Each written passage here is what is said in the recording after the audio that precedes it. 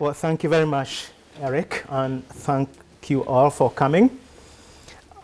Feel honored to be invited to present this lecture.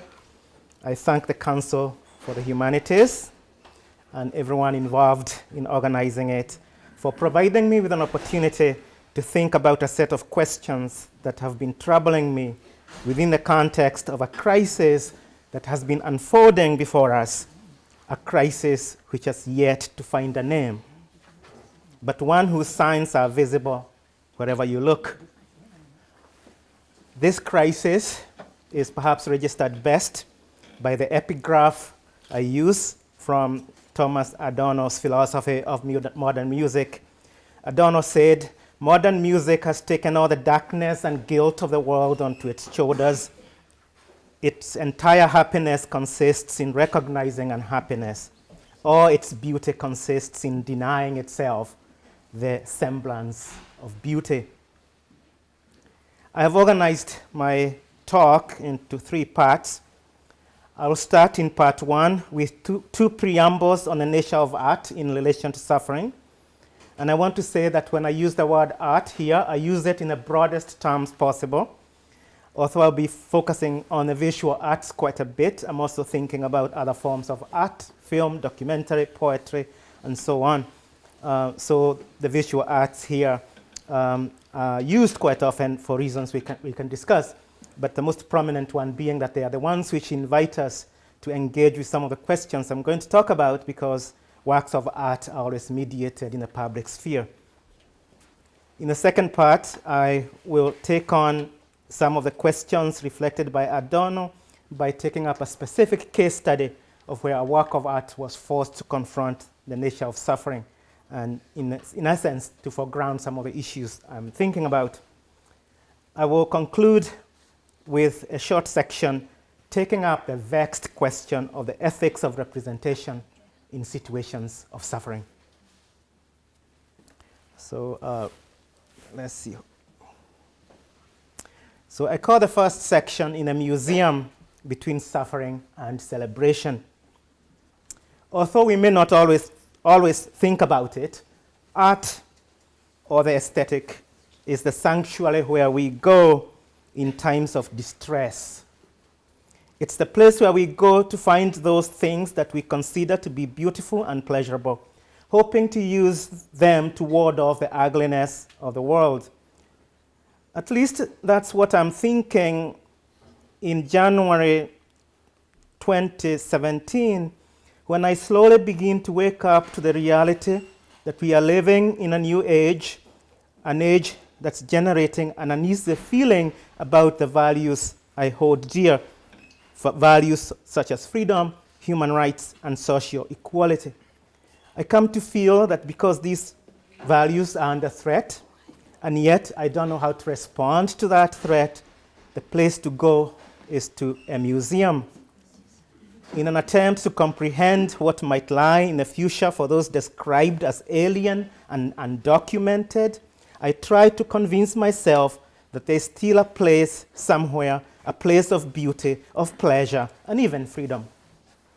I frantically start looking for a ticket to the newly opened Museum of African American History at the Smithsonian in Washington, D.C. I want to go to the museum because I crave for something that's being described as beautiful.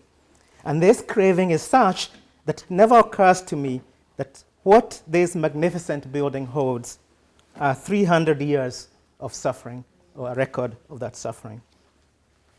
All I want is something that can provide sanctuary, redemption, or at least consolation. I want to feel, as President Obama put it when he opened the museum, the deep and abiding love for this country and the ideas upon which it's founded.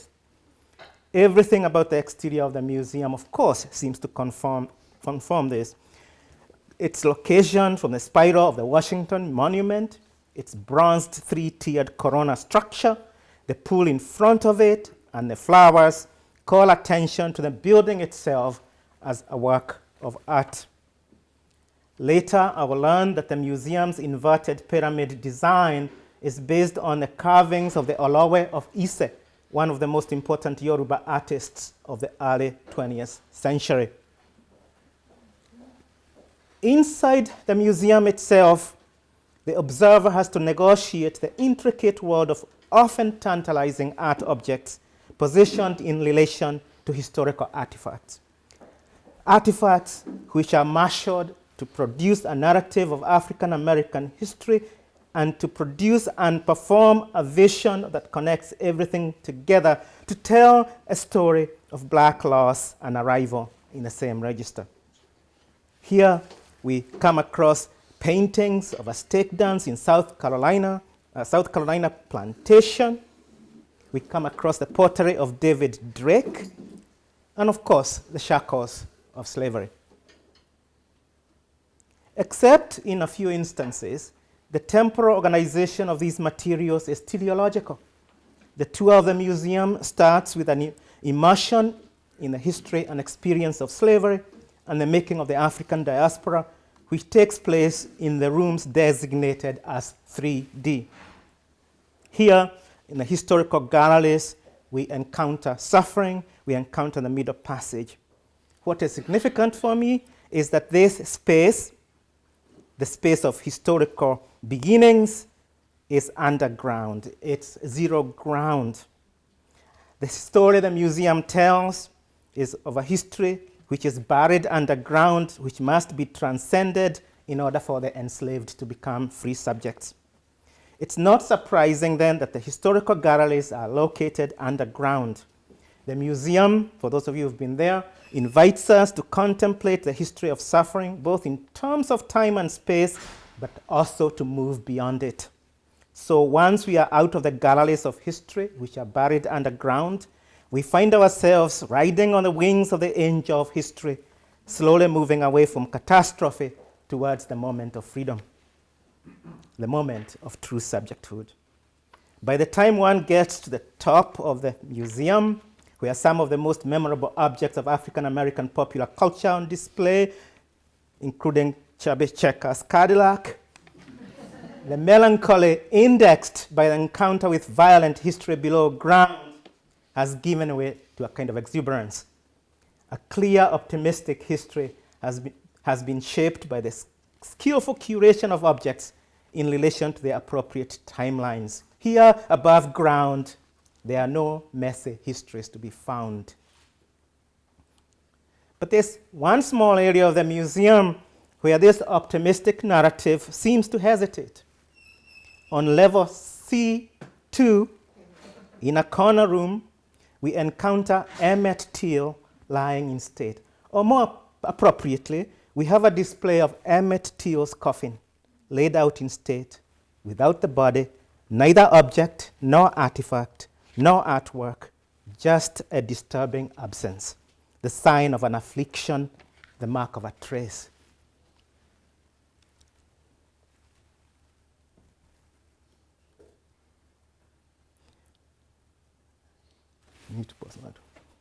So that's the coffin of Till on display. Till's coffin creates what I will call affective confusion. His lynching represents one of the most painful episodes in the quest for black freedom, with extreme brutality and violence. The empty coffin cannot but generate melancholy as a form of collective sadness. After seeing the empty coffin and recalling the horrors of the Mississippi Night in 1954, it's hard to hold on to the version of redemptive history or affirmative culture promised by the museum. And for those of you who've been to the museum, of course, this moment strikes not only because of the empty coffin and the confusion or confused affective reactions I'm talking about. It's also laid out that you walk around it as if you're viewing the body, except the body is absent. Now, the question, of course, I'm trying to get at, what does it mean for the violence of history to be exhibited in a museum? Works of art don't always like to be associated with a painful condition or the painful conditions that produced them. In fact, one sometimes suspects that the role of the museum in a modern period has been to protect art from the world. At least this is what I've learned working in the archive of enslavement. Here, one is likely to find some of the most important works of art in the European tradition existing in a studio and a museum, oblivious to the violence that engendered them in the first place. Let me give you just one of many examples.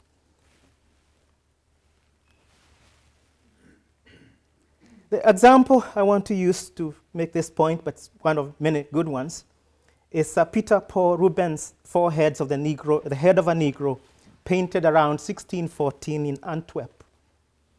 Now housed at the Royal Museum of Fine Arts in Brussels, this is one of the most popular works by the Flemish artist, representing his transition from his earlier Italian style to the Netherlandic style we've come to associate him with.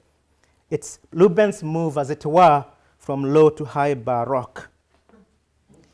For many commentators, what is striking about this painting is the measure of selfhood and identity it gives the black subject. The attention to the range of emotions makes the African human, or at least assumes that a claim to humanity is a precondition for his presence in the studio and ultimately on the canvas. And yet, the success of this picture seems to depend on the negation of the world or the context that engendered it and to which it's still connected in its denial.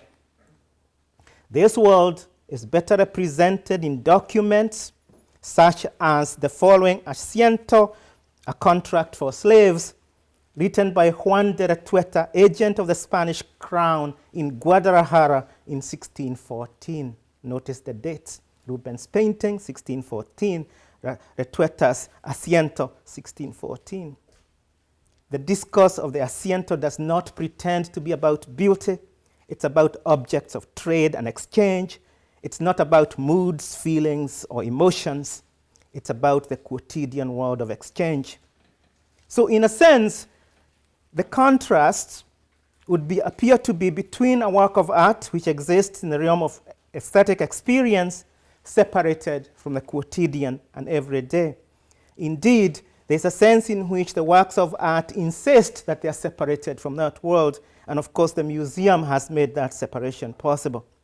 Our instinct in encountering these works is to adopt the sphere of art as part of a humanizing enterprise and the world of trade as one of commodification, even when we know, as we should know, that works of art are some of the hottest commodities in the world. Yet, on closer examination, I want to argue the connection between these two projects, the aesthetic and the commodity, are or should be obvious. Rubens' painting and the Retuerta Asiento belong to the same period and sphere of existence.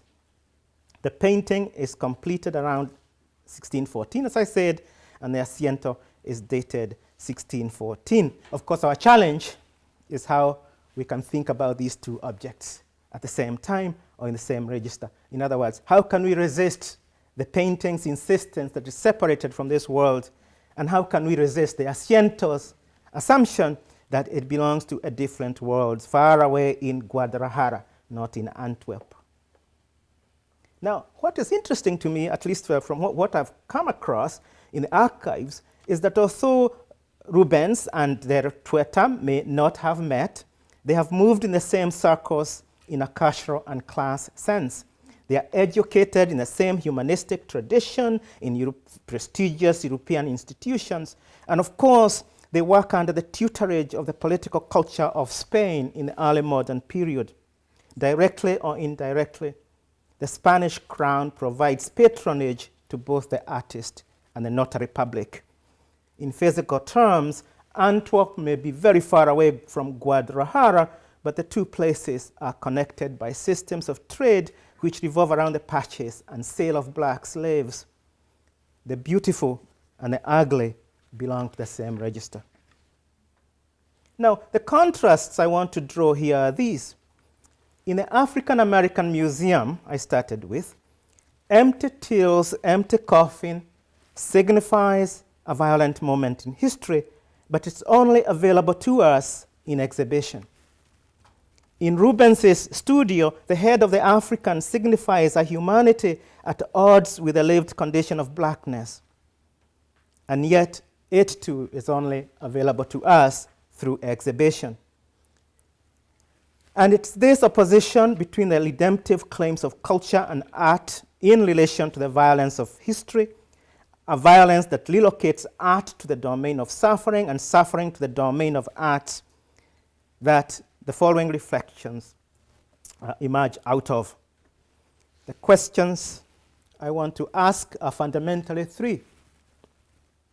First, can there be an adequate aesthetic response to the problem of suffering?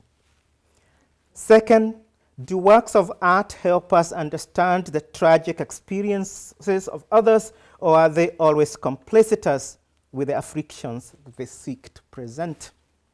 And three, would it be better if we were not to represent suffering at all, and agree with Adorno that writing poetry after Auschwitz is barbaric?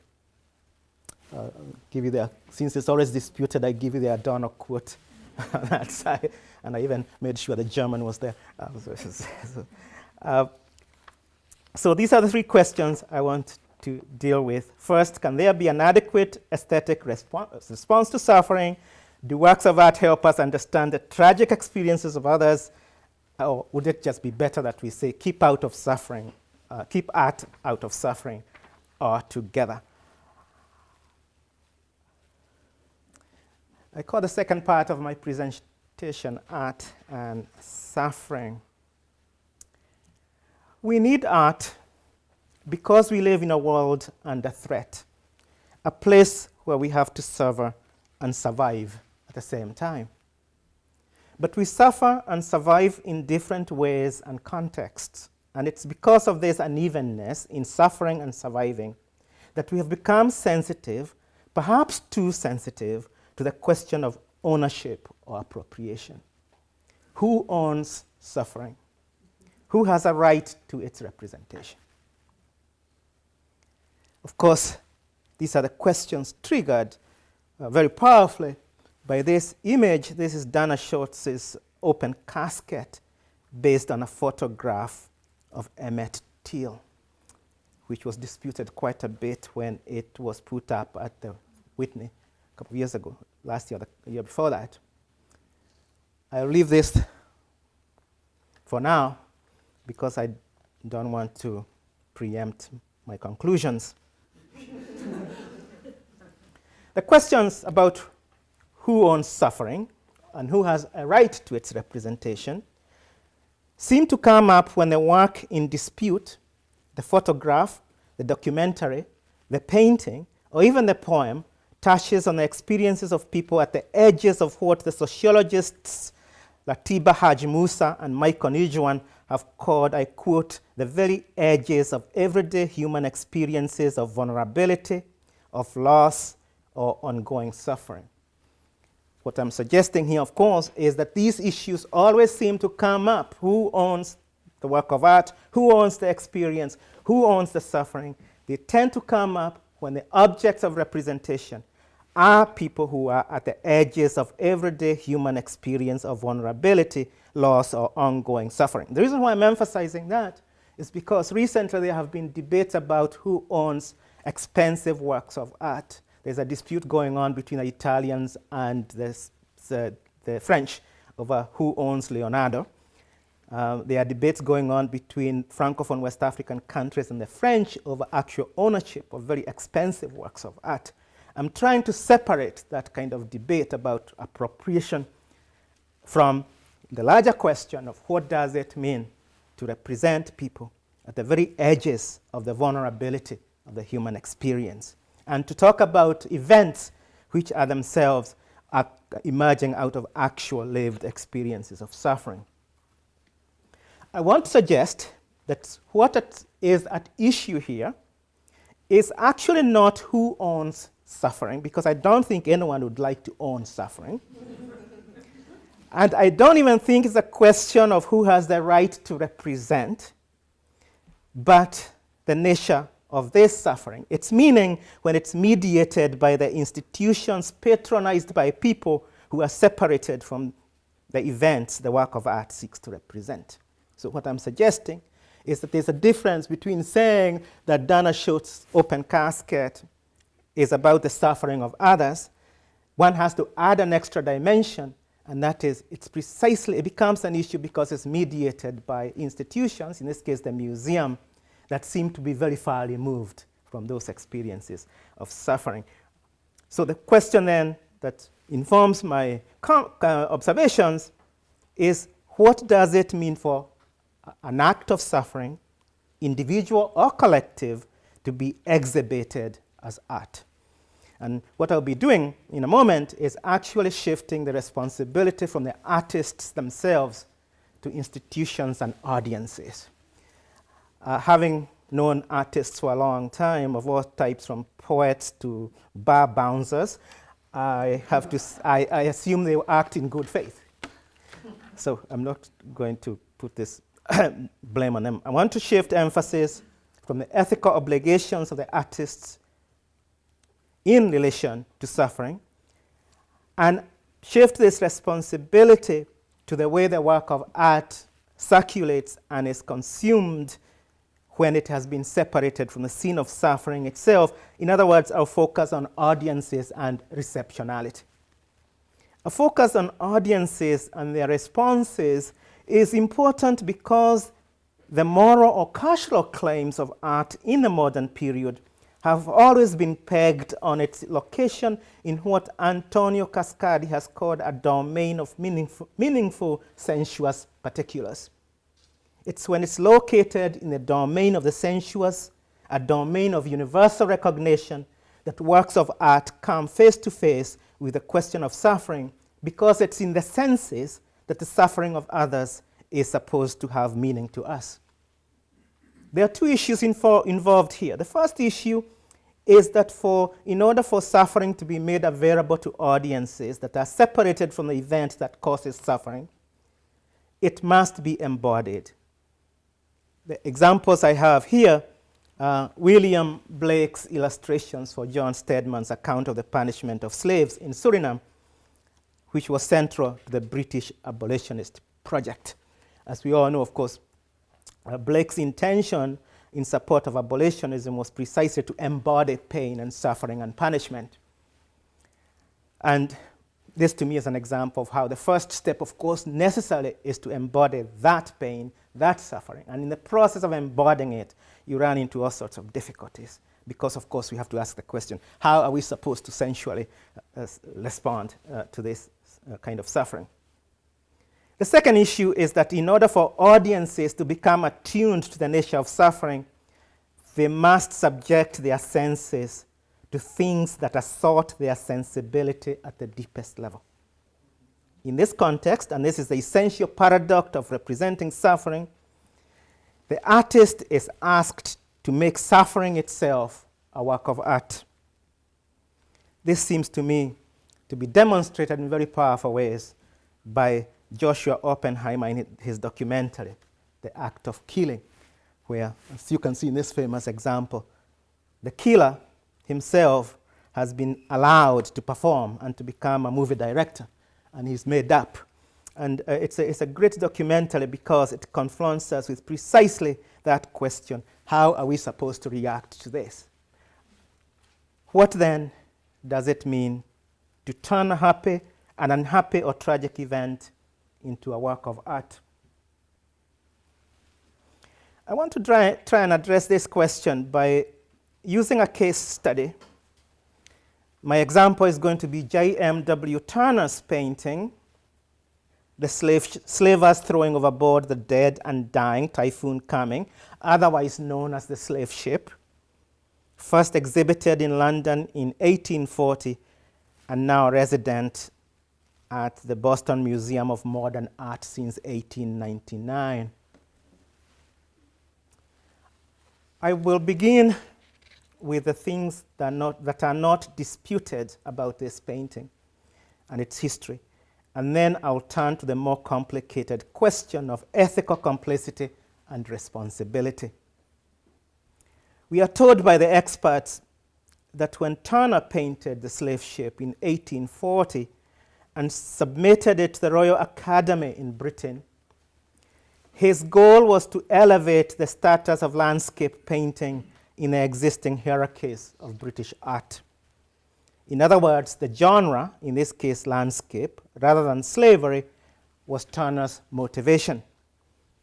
And so long as we confine ourselves to the dazzling play of colors on the canvas and the representation of the seascape, especially the approaching typhoon in the background, there is no doubt that Turner achieved his aims. Landscape painting in Britain would not be the same again. John Ruskin's judgment in Volume 1 of Modern Painters was typical of the aesthetic response to Turner's work, which even today is seen in some circles as an example of the best of Romantic sea painting. I give you here, of course, Ruskin's famous response. I'm not going to read all of it. I just want to highlight a few of the things he said about this painting. He said, "But I think the noblest sea that Turner has painted, and if so, the noblest certainly ever painted by man, is that of the slave ship, the chief academy picture of the exhibition of 1840. And then Ruskin goes on to describe why he thinks this picture is important.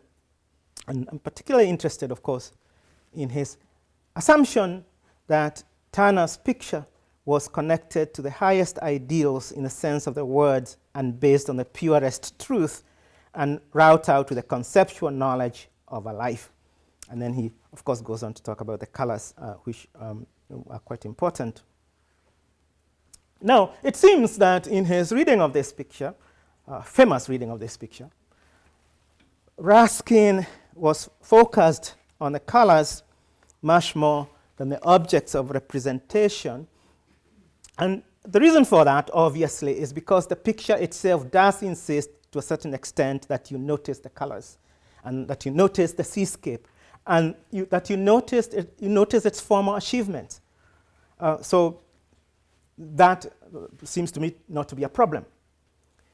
What is interesting, however, is that even Ruskin, couldn't escape the question of slavery in a picture altogether. Ruskin, as you know, had a small footnote in the Modern Painters where he notices in parentheses that she is a slaver throwing her slaves overboard. The near sea is encumbered with corpses. That's a footnote. And it has always struck me as an important footnote, as footnotes always are, precisely because it does show that there is no way one can escape from the subject of the image, in spite of its foregrounding, as it were, its colors. One couldn't entirely leave slavery out of the picture. Looking back at the picture now, it seems to confront us with a stark choice. Do we read it through the prism of its genre? Do we read it as an allegory of suffering at sea in general? Or do we read it as a response to a specific episode in the history of transatlantic slavery? The most instinctive response now is for us to say, why not all of them? In other words, we can read it in terms of its genre, as a landscape painting. We can read it as an allegory of Christian suffering, if you want, or we can read it as a representation of a very specific episode in the history of slavery.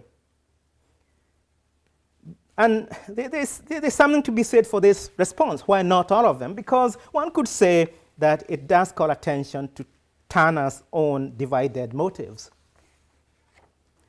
We know, for example, that Turner did seem concerned that the seascape that he had painted might easily overwhelm the subject of slavery. He hence went out of his way to foreground anti-slavery discourse as an essential context for his work. Evidence of this can be found in the title of the painting and its reliance on some of the most notable works of the anti-slavery movement, its literature and documents, including James Thompson's poems, Sumner T.J. Clarkston's History of the Abolition of Slavery, and Samuel Wilberforce's The Life of William Wilberforce. The artist, it seems to me, wanted us to make sure that his painting couldn't escape from the echoes of abolitionism in the 1840s. Indeed, the year of this painting, of the exhibition, was also the year of the Anti-Slavery League's conference at Exeter Hall. And so you can't separate the painting itself from the passions surrounding abolitionism. And we cannot, in that sense, I'm defending Turner here, you cannot accuse him of aesthetic instrumentality. You can't say that he was just using these slave bodies as mere background. He himself does go out of his way to make sure you don't fail to see those bodies and you don't kind of dissociate his picture from the abolitionist discourse taking place at the time. Now, what complicates matters is the circulation of the work and its reception. So I'm kind of absorbing Turner from the problem. I'm suggesting that the problem becomes a problem precisely when the work starts circulating in public and its reception. And that, of course, is the problem because the work of art can't exist without circulation and without an audience. So in a sense, receptionality is part of the problem. The aesthetic qualities of the work could not be separated, for example, from its exchange value. In 1844, the painting was bought by John James Ruskin, the London wine merchant, for 250 guineas as a birthday gift for his son, the soon-to-be famous John Ruskin. Ruskin owned the painting for 20 years before selling it to American buyers in 1872. After a brief exchange, the painting made its way to the Museum of Fine Arts in Boston in 1899, where, of course, you can still see it today. So this exchange is important because it adds another dimension to the picture. We started with the artist, we talked about the institutions, and now we are talking about exchange. And, of course, I hope you have noticed that one of the major commentators on the picture, John Ruskin, is the owner of the picture. So that's kind of creating a more complex context. More significantly, as the picture moved in the public space, the reception of Turner's painting seemed to generate a hostile reaction from both reviewers and casual observers. If you look at the contemporary reviews, you'll be astounded by the amount of hostility the picture itself is getting. I give you a few quotes here from the Times of 6 May 1840. It's irksome to find fault with so admirable an artist as Mr. Turner has been, but it's impossible to look at this picture without mingled feelings of pity and contempt. And perhaps the most famous judgment was that by William Thackeray in Fraser's Magazine, January to June 1840. Is the picture sublime or ridiculous? Indeed, I don't know which. Rocks of garbage are marked down upon the canvas, flakes of white laid down with a trowel, blunders of vermilion madly spirited here and there. And, of course, Thackeray went on to bash it quite a bit. I want to suggest that this nervous response, the nervousness raised by this picture, is actually important because it leads us to an intriguing question about judgment. Were the reviewers and commentators upset by the manifest subject of the painting, its aesthetic quality, or its ethics, or all of them? It's hard to tell, especially in the case of Thackeray, who didn't seem to like abolitionists very much.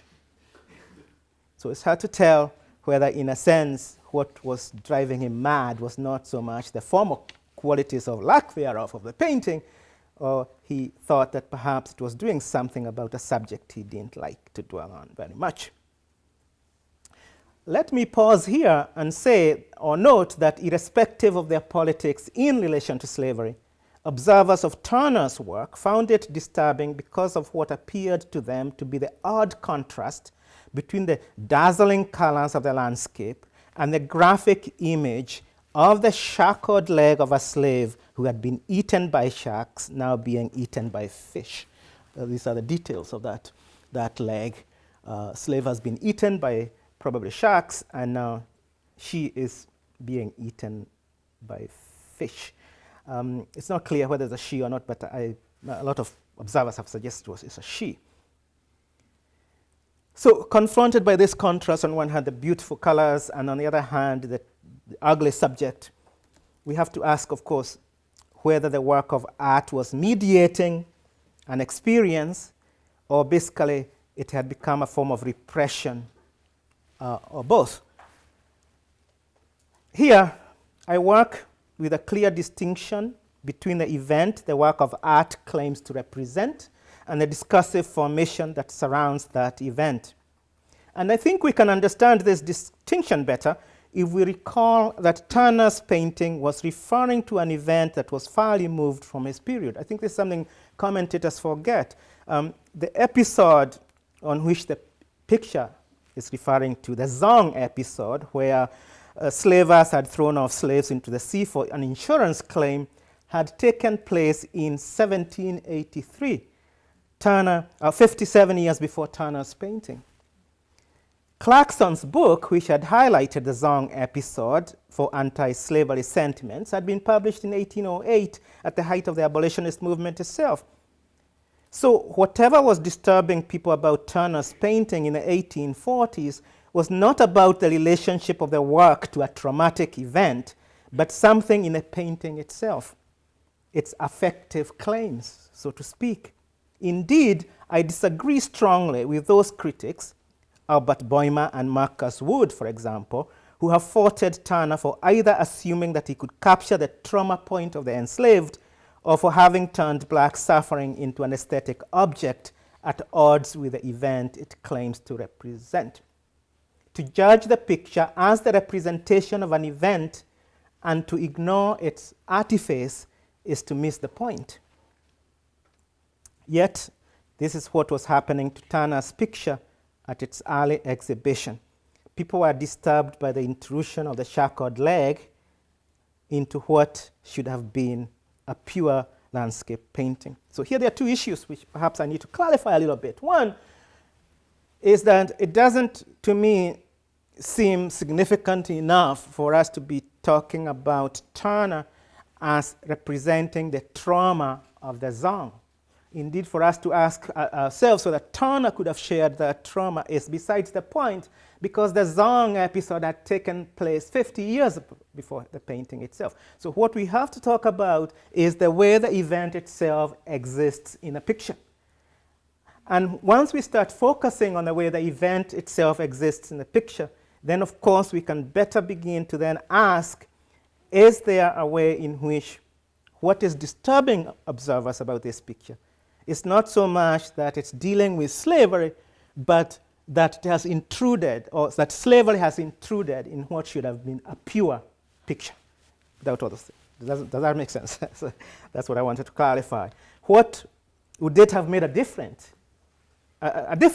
if that shackled leg had been left out of the picture altogether? There is indeed a prior question. What work was the shackled leg being asked to perform? Was it supposed to draw sympathy or to create terror?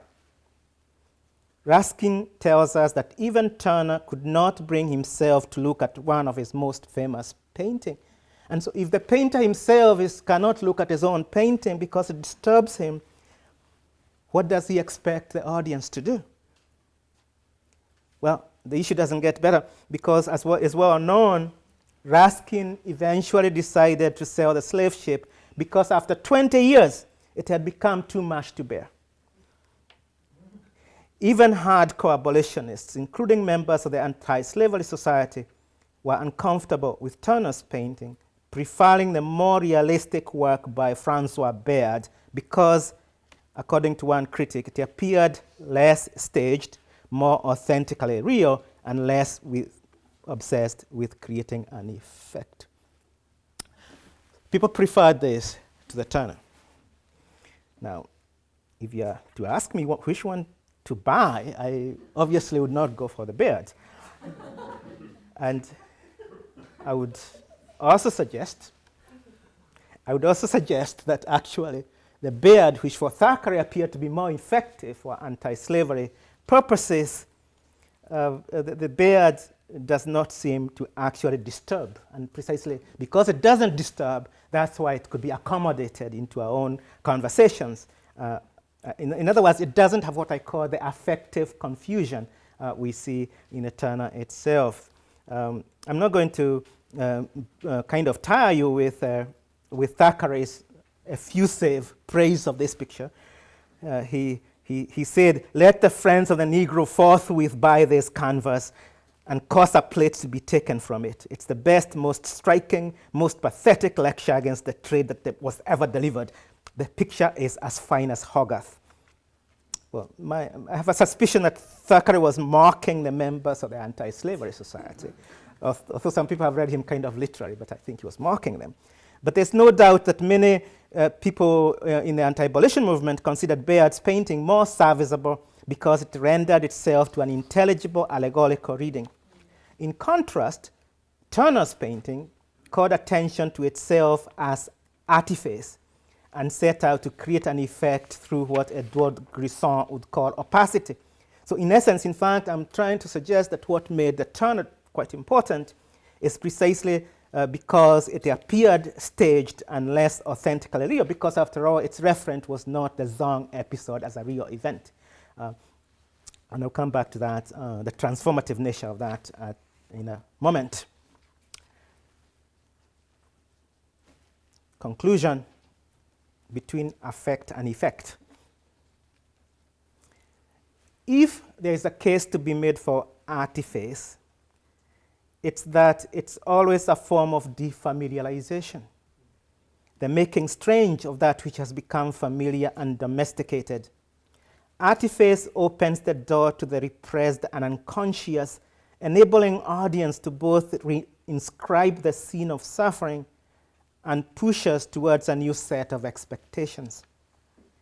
We can see this reinscription by looking at a more recent rendering of the Zong episode and an indirect reinscription of Turner's painting by the Trinidadian Canadian poet M. Nobesi Philippe. I don't know whether any of you, I think most of you, or some of you have seen the poem Zong. And I couldn't magnify this as well, but this is a selection from the poem. This is not was or should be, this be not should be, this should be not be. Was the cause, was the remedy, was the record, was the argument, was the delay, was the evidence, was the board, was the not, was the cause, was the was, and so on and so forth. This is to me a good example of artifice as a kind of cognitive mapping, if you want, because it's a very difficult poem to read, but it's only difficult because somehow we have assumed we can make meaning out of it as a reference to the Zong episode.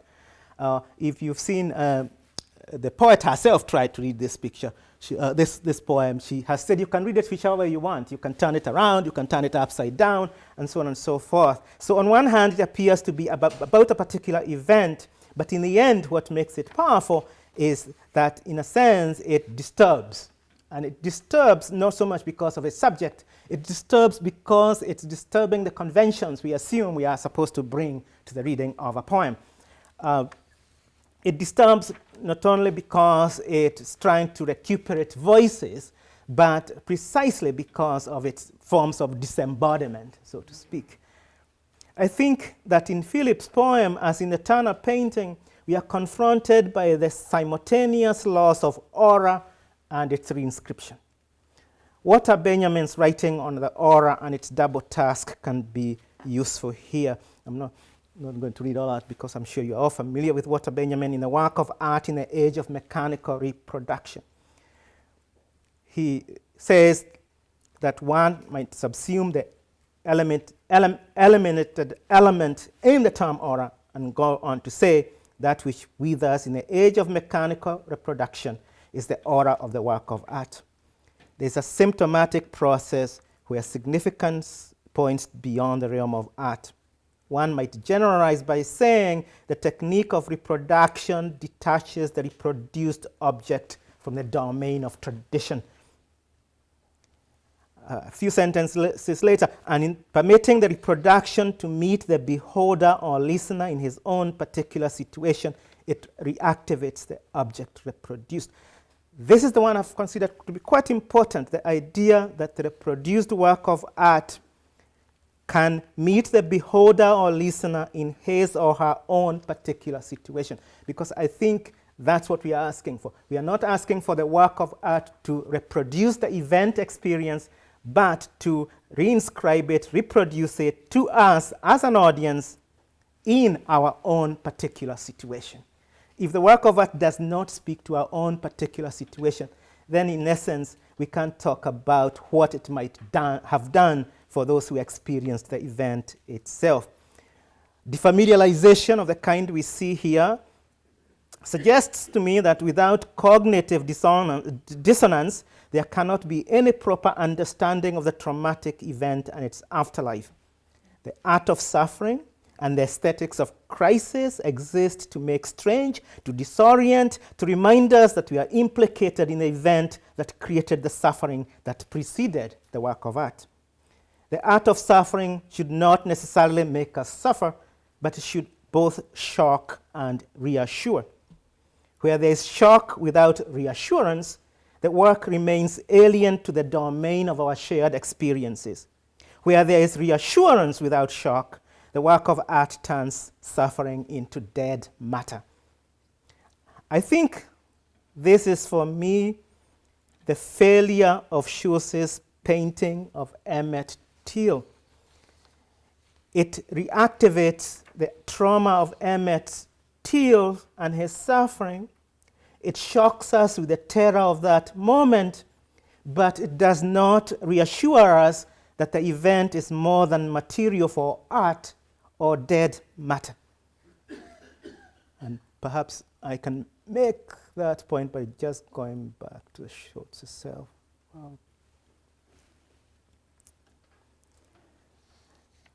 In other words, I'm suggesting that if this picture is to be criticized, to use the word mildly, it should be criticized not so much for reanimating the suffering represented by that moment in history, because if suffering is not represented, how are we to know it was not there, right? So there's a way in which suffering is, as it were, rehearsed so that we can be shocked to a recognition of its continuous presence in the world.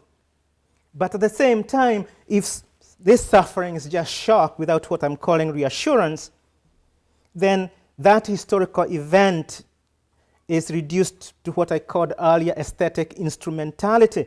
It's just material for art.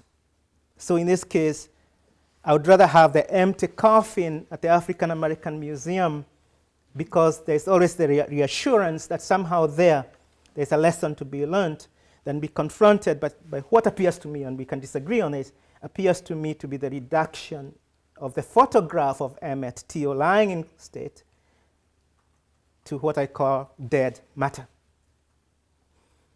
In this sense, perhaps unfairly, the painting seems to me to be complicitous with the violence that created or turned Emmett Till into dead matter. It seeks to benefit from this history without ethical compensation.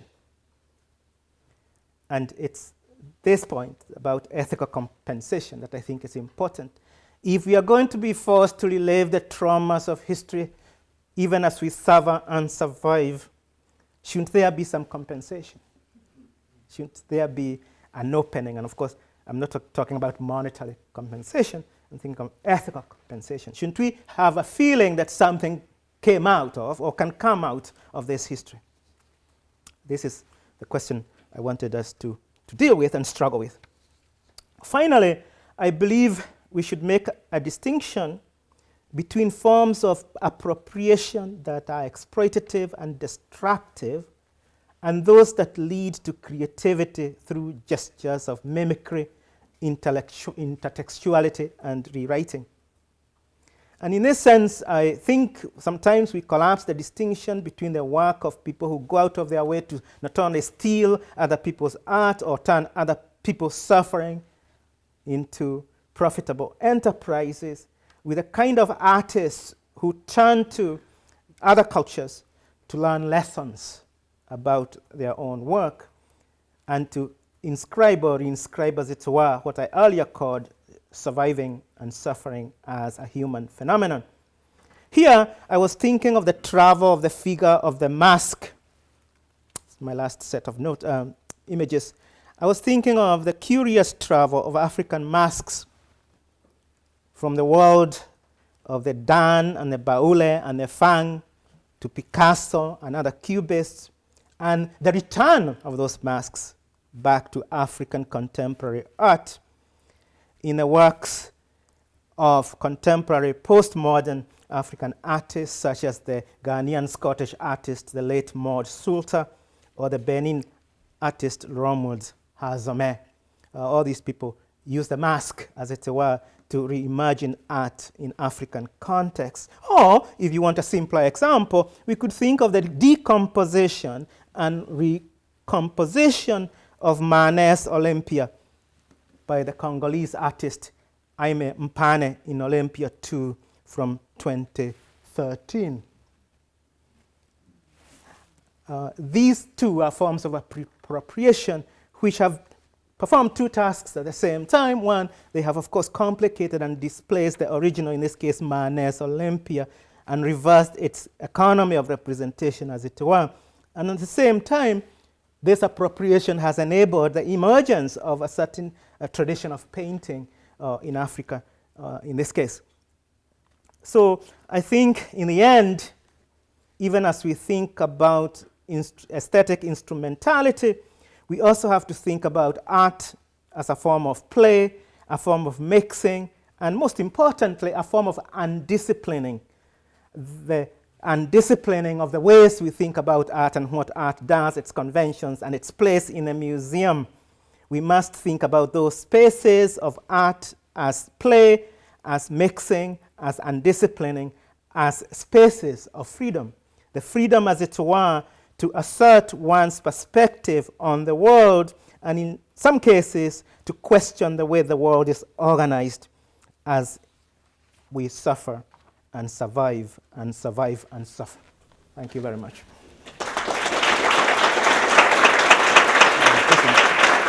Thank you.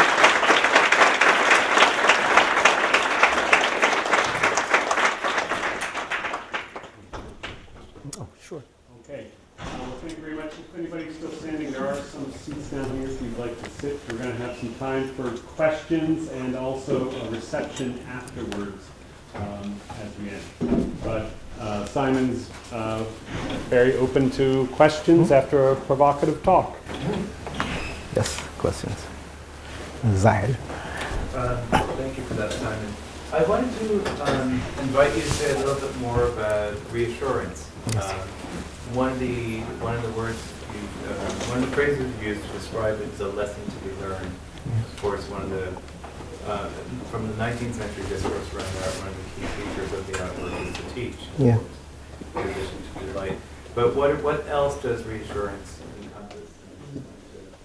Have you expanded? Yeah, it's a complicated question because as I was using the word reassurance, I was thinking of many things. One is when we encounter the work of art, whatever form we encounter it in, what does it leave us with?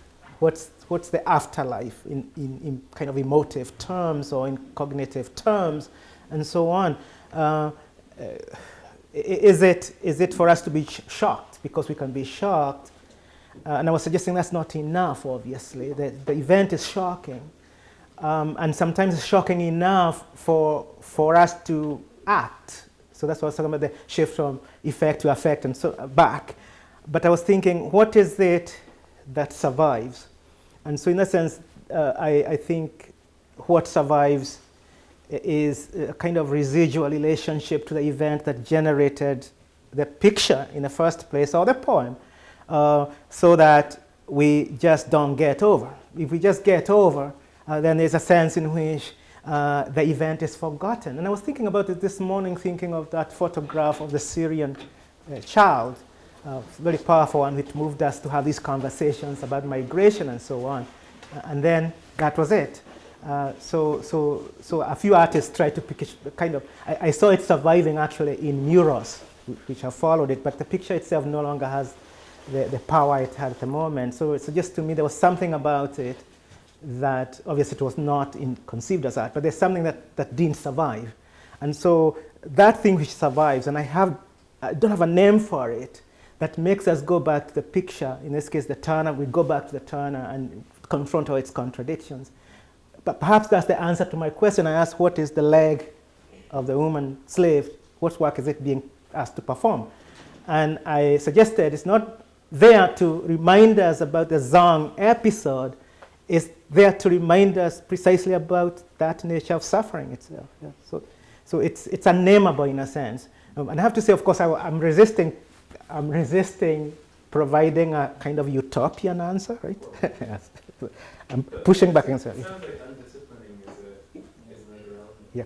And disciplining, perhaps much more easier for me to talk about, and this is a good example.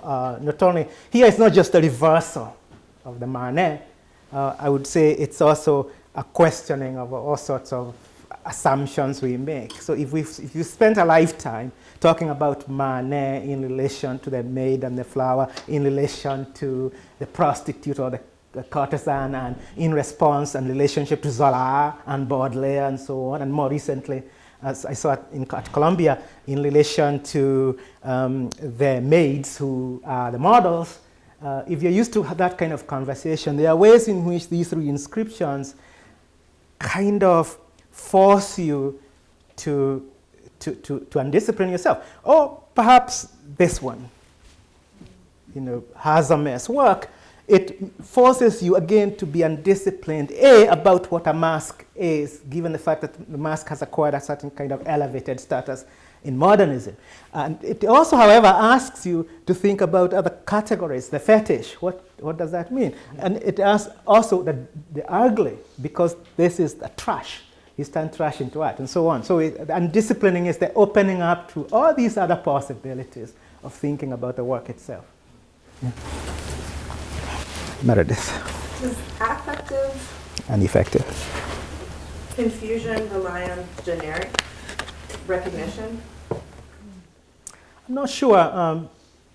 It could rely on two things. One is the generic confusion, because you come expecting a seascape, Right. and what you encounter other things. And those other things are calling attention to themselves also, because in the case of the Turner, what attracted me to it was the fact that if you are to remove that leg and the bodies of the slaves, well, it could be the ideal romantic sea painting. So in that sense, the genre would be confirmed. But the intrusion of these other figures also complicate the genre, and so on and so forth. So there's that part. But I was also thinking about a certain kind of affective confusion, which comes from our own set of expectations. That when the reason why I like using the visual images is precisely because we encounter them in an institution called the museum. And in that institution, we are constantly actually disciplined in advance. Right? As you see quite often, you go to MoMA and there it is, Picasso, right? La Demoiselle d'Avignon, and there are kids who are already being disciplined because they sit and they are trying to paint it. So because we go to the museum and we are already disciplined with a set of expectations, we are chaperoned in certain ways. What I've discovered is actually, if you are careful, there will be that moment in a museum where an undisciplining takes place, because it creates certain, I wouldn't say feelings, it creates a certain responses which don't seem to be jiving, if you want, with the disciplining. So that's why I used the teal example. But there was a few other examples in that museum. Asher's sack is a good one. There are a few moments where you pause and you suddenly say, it's not making sense in the logic of the narrative. That's why I always say, well, when you go to the museum, the first thing you have to resist are the guides they give you, right? Those things they give you, and then you listen to it. Yeah, because it's kind of foreclosing that other response. We could have an argument, obviously, about whether the response is coming from you, the viewer, or from the object, the Kantian argument, but I don't want to go there. Or how it's placed. Yeah, the curator itself, which is quite actually an interesting issue all the time, because I like to repeat going back to museums to see what difference the curatorial choices make, right? 2 years ago, I just went back after almost 30 years to the Musée d'Homme in Paris after 30 years, and I was astounded by, of course, the curatorial work, and upset at the same time because the nice curatorial work, you know, I got upset the first time because it was terrible, right? Now I'm going and I'm complaining it's too nice. So all those choices are there. It's important. Temba. Thanks, Prof, for a wonderful talk. Given that there seems to be a resurgence of what may be called Afro-pessimism as a community tool, Yeah. what would you make of those who say that the Emmett Till painting is not trying to reproduce the suffering, Yeah. but the show is not having a scale vanished at all, that Yeah. it's always been there. Yeah. It's now taken on a different face, as it were. Yeah. So, I mean, I'm thinking of Christina Schamp's idea of the way, Yeah. the slave shirt that never really left, Yeah. or whether it needed always leaves a mark behind it, suggesting that the suffering is not something that is reproducible, Yeah. it's something that Yeah. takes different forms and changes very constantly. So I'm very sympathetic to that argument. That's where my discourse is haunted by Adorno, right? The dialectic of negativity, if you want. But remember, the Afro-pessimists would take issue with Schultz because they would say that she's exploiting the suffering of others. It's all right for us who've gone through this, to have suffered it, to be witnesses to it, and to say it will always be there and it has always been there. So don't bring those kind of redemptive expectations to it. But in this case, of course, they would say that for her, since she's not part of that suffering, what she has done is exploited a moment for whatever reasons. Also, I was trying actually to defend her work to some extent. What I was suggesting is it needed a second step, and that step is the one which might point to the sources of this suffering and its persistence and so on, if you want to be Afro-pessimistic about it. But what I like about the work, of course, is she resists, I think, I don't know whether it's consciously or unconsciously, to come up with an easy resolution. She could have come up with an easy resolution, but she decides, okay, I'm going to paint about, it's going to be about suffering itself. The question, however, why are you doing it? So that's why it kind of is in abeyance. What's about it? So I would say the Afro-pessimists would say, leave it alone, it's our suffering. And we can hold the wake, as the museum does. The museum invites everyone who wants to attend the wake to attend the wake. What Schultz doesn't do is create a space for everyone who wants to come. So in my view of the picture, in fact, I went back to it quite a number of times this time around. Initially, I was defending it, and I'm still defending it from a pure... I always assume the artist's intentions are good. Where I'm pushing back now, looking back at it, is again when I was thinking about the affective response to it, and I keep on being struck by the dead matter. It's one thing to say suffering has always been there, but that always holds the possibility of we have survived it, we can survive it.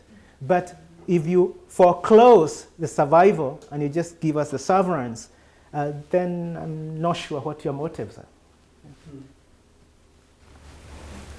Eric. This is maybe a combination of the question about Afro-pessimism and the question about reassurance, but it goes back to the way you opened. Sort of almost, museums have become our churches, Yeah. our sanctuaries of beauty. Mm-hmm. But you use different terms: redemption, consolation, reassurance, ethical compensation. Mm-hmm. And you praise the Zong poem, which when I read it, there is a kind of insurgent joy and ecstasy, even in a poem about a slave ship. Yeah. Unlike maybe some films like Dreyer or Lars von Trier, which are turning the camera, accusing you of complicity with Yeah. violence and never suspending that guilt. Yeah. But you seem to kind of not, you're resisting the tragic. And you want the event not to be forgotten. Yeah. But I'm still not clear, do you want ethical compensation? Is Yeah. there ethical compensation Yeah. for suffering? Yeah. And if not, then it seems we can never really answer the three questions you posted. Yeah. I'm not sure about the last Maybe part. we should only go to museums on Saturday, Yeah. not Good Friday or Yeah. Easter Sunday. I'll tell you, I'm not exactly sure whether there can be ethical compensation for suffering itself, and perhaps all forms of compensation are themselves flawed because they raise questions. From the simple one, how you pay everyone cash, to all these efforts we now see to try and come up with alternative narratives and so on. I'm not sure those compensations work. But the first part of the question is the one I can talk about a little bit, because you talked about the exuberance in the poem, and I think that exuberance is precisely part of that reassurance I was talking about, because the fact that she says you can play with it whichever way you want, you can turn it around. The historical event is still in the poem, but the poem is not imprisoned in a historical event. And we, the audience, are actually allowed to play. That's why at the end I talk about play, just play with it, and in a fairly serious sense. The event may be tragic, but again, we are not prisoners of that history itself. So that's why I would kind of slightly depart from my friends, the Afro-pessimists. The fact that after the wake, there has to be something. We go to the wake, and we have to go to the wake, but the reason why the wake is important, or the reason why witnessing the dead body is important, is precisely so that we can imagine something else. So that's why I said, okay, on one hand, I'm being very careful to avoid the utopian, but on the other hand, I still want something beyond the event represented. And I'm saying the work of art, whether it's a poem or the painting, is the one that opens that space of play. And that space of play, as Ross Chambers used to say, is also a space of oppositionality. It is, yeah. So, the very back, yes. Rachel. Hi, that was terrific, and I have a question that might be too narrowly art historical, but I'm going to ask it. Mm-hmm. And it's about medium specificity. I found incredibly compelling. You were thinking about the Schutz and the Turner alongside one another, and both are paintings. And Yes. I'm wondering, especially given that your sense of an ethical and generative work of art is one that doesn't merely mimic or offer up dead matter or transform an event or suffering into dead matter. And and I ask this because the Turner is so bluntly and frankly material, right? And that's what we noticed by it. And this is why his critics were made nervous by it, because the paint was so visible as something like dead matter. It hadn't been transformed by the artist into a form of life. And so I'm wondering if you can say something about, is there a special urgency with regard to painting in terms of these questions that you're raising and your criteria for Yeah, it's a difficult question for me, only because I'm not sure whether I turn to the paintings out of a preference. So it could be just preference, but at the same time, I could tell you, I agree with you entirely that when you look at the Schutz and the Turner, one thing they have in common is the materiality, the paint itself. The paint stands out. So I may perhaps be thinking, and I was trying to talk about art in relation to the museum, and I said, okay, the visual arts and other forms of art, but then I find myself reducing our visual art into paintings, right? Because those are the ones which attract me, and the question is why, obviously. Is there a case to be made for painting as an art form in relation to these questions? Or is it that we live in a culture which historically has kind of privileged paintings. So that's, I'll leave it as a question because perhaps you're in a better position to answer it than I am. Yes, sir. Thank you so much for this. The Yiddish poet Sutzkever wrote in the late 19th century, early 20th century poetry about the suffering that he shared in the Russian pogrom. Right. Snowy, red dripping. As you go through the poems, gradually syntax, semantics, and grammar fall apart. Yeah. In light of your thesis, how would I read that? Which way? Yeah.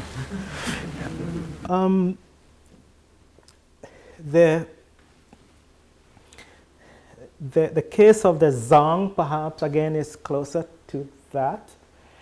And it's connected to something I said at the very end, not about the poem, but I was talking about the Manet, and I was talking about, I think the word I used was composition and decomposition. Because if you agree with my argument that part of the problem is the tradition that disciplines us and creates certain sets of expectations. So obviously the first point of rejecting that tradition, or as Walter Benjamin said, destroying that tradition, is precisely graphological or visual. So this might also tie up with Rachel's question. There's something about the graphological in the Zong painting, and I suspect what you're talking about, which strikes us perhaps even before we get to the interior of the poem in terms of its sounds, in terms of its rhyme, in terms of its rhythms. It's what we see. So there could be something about the visual. And if we see it breaking down in front of us, then that can have a certain kind of power itself.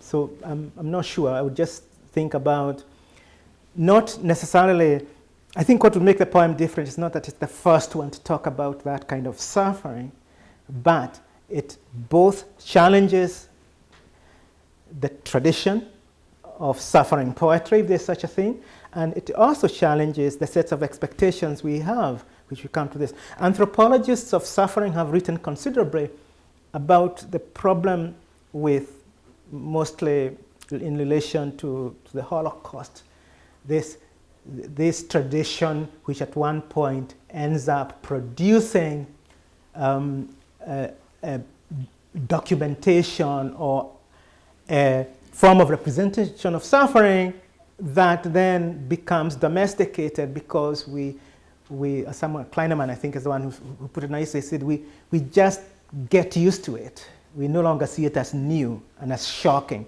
So in that case, one could say that the challenge of the poet or the painter is that challenge of always, the modernist slogan here, always making it new. And one way of always making it new is precisely also by inscribing into the picture itself the ways in which it's challenging the conventions. So in this one, I particularly like this one because on one level you might think all that happens here is the reversal of the maid and the prostitute. But actually, the most interesting thing for me is the materials he uses, because it's wood, and he uses different layers of wood. So it's not actually painting. This one is on wood. So the first thing you see it. Oh, you're struck both by the way it reverses the tradition, but also the materials that are used, because the Manet is a painting, and it's read usually in terms of his handling of the painting. In this case, the language of painting itself.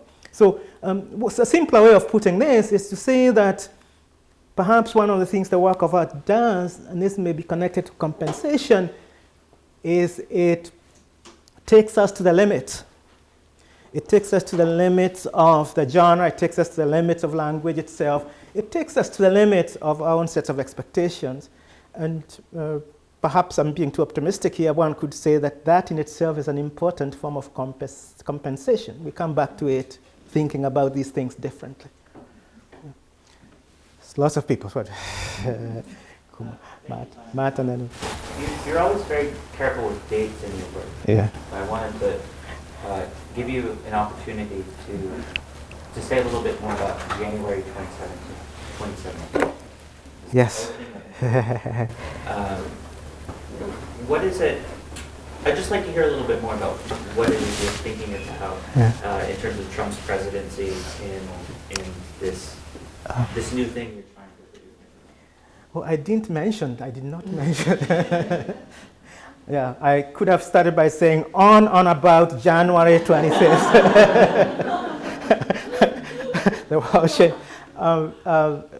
I was actually in a longer version, thinking about not just the date itself, but the moment, because, and it has nothing to do with Trump. I think part of the mistake we make is to assume that this is the center of the world. But if you traveled around January, different places, as I did, you notice something changing in terms of attitudes towards categories such as freedom, movement. And for me, the one which is quite sacred is sanctuary, in a sense, the refugees. We've always assumed, for example, refugees and migrants are not the same, right? Refugees are people looking for sanctuary. So wherever you go in the world, you see a certain kind of antipathy towards refugees as registers of the vulnerable. So in a sense, but I also left out a section that people should put in context, which is the end of the 20th century was the age of optimism. Remember all those narratives about the end of history, Fukuyama, 1989. And so in that sense, it was as if all the dreams of modernity had been fulfilled. It's one of these gestures where I was still at the beginning of my career, so I didn't have the luxury to say, oh, the work is done. Oh, the work is done, which was tempting to say, oh, there's nothing else to do, it's all done. So 2017 is just represents the afterlife of those dreams, expectations, which surprisingly I discovered are not new, because that's what happens at the end of centuries. You find the same, think of Romanticism, it's a moment of emergence. So think about modernism again.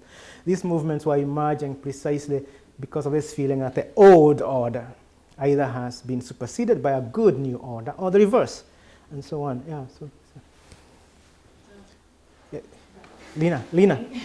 Thank you for a wonderful talk. I wanted to take some liberties because you took some in the beginning when you defined art very broadly, right? And I wanted to ask about the place of performance art. Yeah. Because performance art is necessarily embodied and is a labor put in by the artists themselves, right? If you suffer, the audience is suffering with you because they're in the same room as you. The mediation between audience and artist is somehow reduced in performance art. And it also, in some ways, troubles the question of reproduction, right? Yeah. There is always the artists themselves reproducing the work, and I think it's copyrighted at a certain point. So I wonder what the place of performance art is in relation to this, and what kind of compensations performance art offers, as opposed to painting, in which you can't really access what the audience or viewer is thinking, right? You hope the lesson is learned, perhaps, but with performance art, it's more palatable. Yeah. Well, again, that's a good question, because it helps me, again, get back to Rachel's question about painting.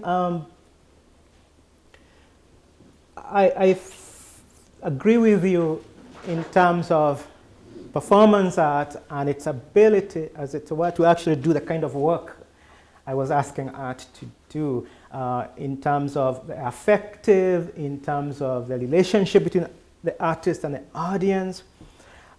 But I at the same time, find it difficult to talk about. And it occurred to me the other day, the reason I find it difficult to talk about is because it's not there, it disappears, right?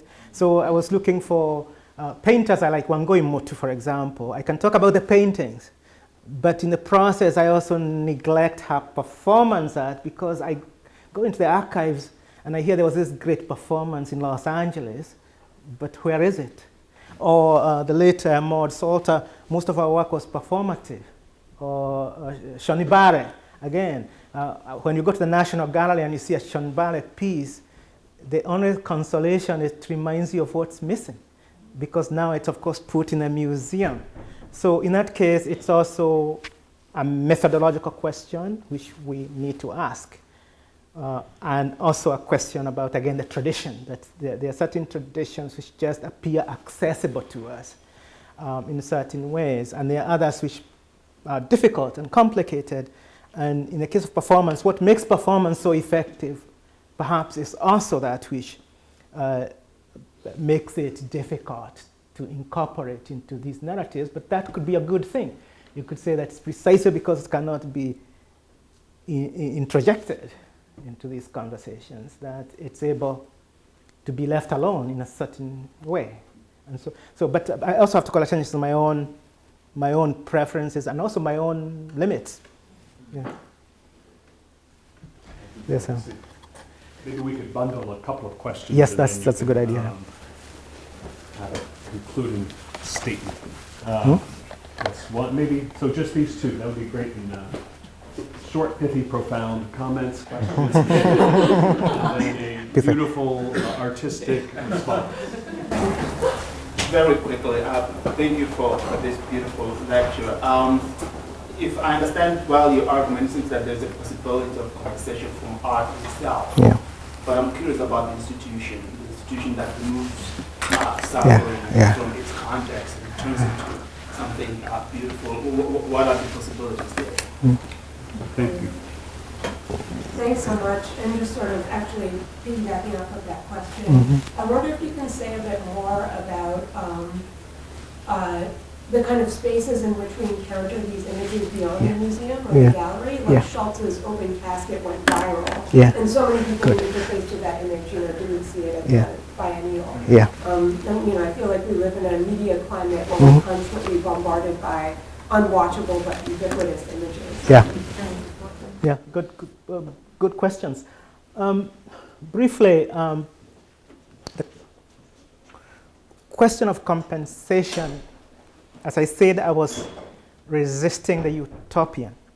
And I was resisting the utopian because the utopian, as it has been powerfully presented, let's say by Frederick Jameson, sees art or narrative as a compensation for the suffering of the world. So the utopian moment is a kind of wish fulfillment that, and I have sections of that which I didn't want to get into, a moment when all the problems of the world are resolved in art, even as we think of that suffering. Now, I am actually not against the utopian resolution. The question I ask about it is, again,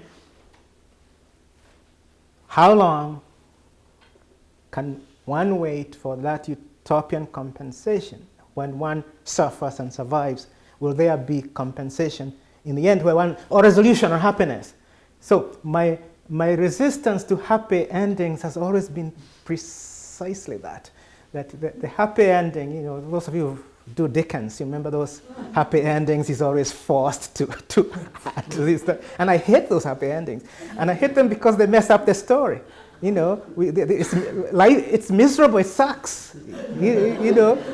Baggage is going to die. And so this happy ending has compensation. So I was pushing for one version of it. The version, however, I am for, and that gets me to the second question, is that there are ways in which we fight for these works of art and we support them very strongly, precisely because, as I'm always reminded, when you look at I was at Columbia the other day giving a talk and complaining because of this exhibition on Manet, and see whether I can get it. I complained about. It's a great exhibition because what the curator, Mary Marrero, does is recover the actual lives and names of the models so that we don't just refer to them as Ronegro and so on. But what the question I was raising is, does it make any difference recovering the names of these models if all we are reminded of is their subordinated, miserable lives? Okay, but in the conversation, though, I was reminded and I agreed that it also, however, always reminds us of two things. One is the complexities of the situation.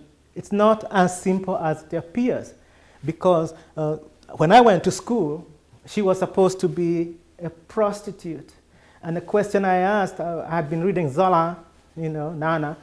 The question I asked, why is she being given flowers? Because where I come from, they don't give processed flowers, right? They're usually in the street. But that then invites a conversation. And then the major debate about what's her relationship to the cat, right? What does that mean? So there's a whole set of stories coming out of the picture, and that's important. Asking questions becomes a form of compensatory thing in itself. So I would say, if we read the work of art continuously, the reason why we return to certain works of art is precisely because what appeared to be so simple is being complicated within the picture itself. You don't even have to go out of the picture. Now, which then connects the second question, that perhaps the most interesting thing is that on one hand, let me make sure I'm not misunderstood. I am a strong proponent of expertise and experts. And I'm a strong proponent of those things only because the stuff I read, written on these things out there, sometimes it's just mind-boggling, right? That anyone has this. But on the other hand, this is why I agree with you entirely. On the other hand, there has been a kind of democratization of these images. They are no longer confined to the museum. And I came to that realization the other day when we had the government shut down, and of course they had shut down the museum in the National Gallery of Art, the archives, and so on and so forth. And I was going on complaining, complaining. The museum has been closed down. Come on, I'm not complaining about that more important things, right? And then I realized, I'm complaining about the closure of the museum, the Smithsonian, as if I'm there every day. I'm rarely there, but online, basically, I'm always. So I heard of the Donna Schultz debate online even before I went to see it. In fact, it's precisely because of the debates online that I went to see it, because I wanted to see what it was all about. So you could argue that this is perhaps the new phase of the reproduction of the work of art. Benjamin's major intervention was precisely the work of art losing its aura because it can be reproduced. Now, perhaps we are even in the great age of reproductions of work of art. Now, however I call for expertise is, of course, when I was discussing this with a group of art historians. Of course, the first thing they tell me is that this is not a good reproduction, right? Because they noticed the color. Someone had enhanced the color. I got this from, again, Wikipedia or something, right? So if I were to be serious about it, I would have to go to the museum and get them to reproduce the picture itself. That's why I avoided talking about the colors in this particular case. So, yeah, all right. That's it.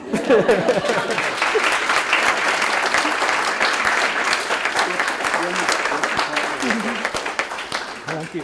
So whatever you think of the logic of compensation, there is a reception outside, and we thank again what a wonderful, this part of his work is done. So. Yes, the work is done. Okay. Yeah, I know. Thank you.